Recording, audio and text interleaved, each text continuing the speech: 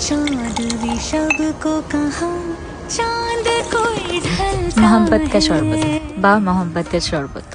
জাকারিয়া স্ট্রিটে আমরা সবাই কম বেশি এই শরবতটা খেয়েছি এবং এটাকে প্রচণ্ড ভালোবেসেছি।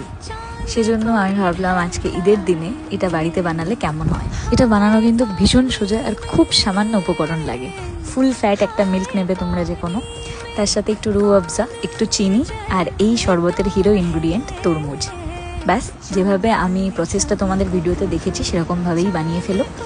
আর তোমরা চাইলে এর সাথে আইস কিউবসও অ্যাড করতে পারো, কিন্তু আমি করিনি যেহেতু আমার গলার একটু প্রবলেম আছে।